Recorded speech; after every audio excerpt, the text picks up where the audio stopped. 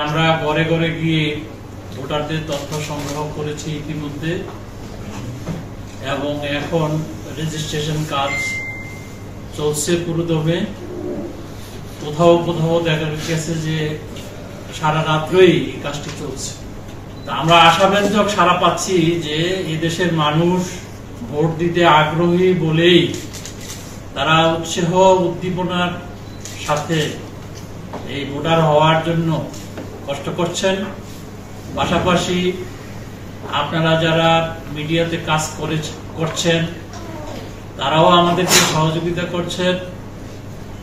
বিশেষ করে মাঠ প্রশাসনে আমাদের নির্বাচন অফিসার, পুলিশ বাহিনী, মাঠ প্রশাসনের যারা কর্মকর্তা আছেন, জেলা প্রশাসক, পুলিশ সুপার সাহেবরা অত্যন্ত আন্তরিকভাবে সহযোগিতা করছেন। বিশেষ করে মুন্সিগঞ্জের অবস্থা দেখে আমি খুব খুশি হয়েছি যে সত্যি এখানে প্রশাসন ভালোভাবে কাজ করছে এবং সমন্বিতভাবে এই ভোটার তালিকার কাজটি শেষ করার জন্য সবাই সচেষ্ট।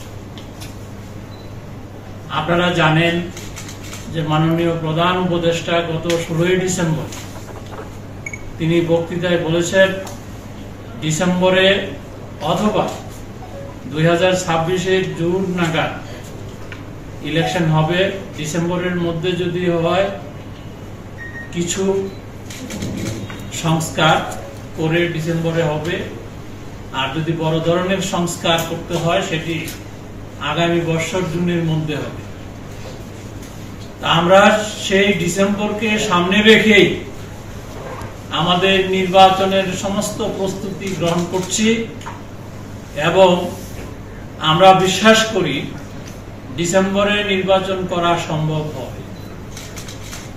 আরেকটি প্রশ্ন করেছেন যে জাতীয় নির্বাচন এবং স্থানীয় নির্বাচন কোনটি আগে হবে। এখানে আপনারা খেয়াল করবেন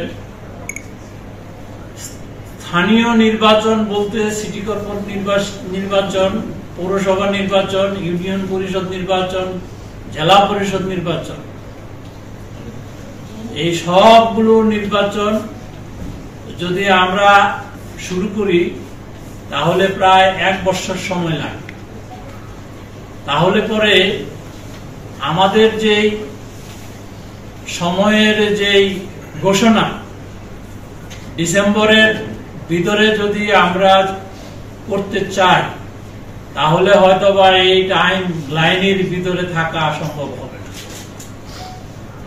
আমরা ডিসেম্বরকে সামনে রেখে সকল প্রস্তুতি সম্পন্ন করছি। আমরা প্রস্তুত, ইনশাল্লাহ আমরা ডিসেম্বরে নির্বাচন করতে পারব।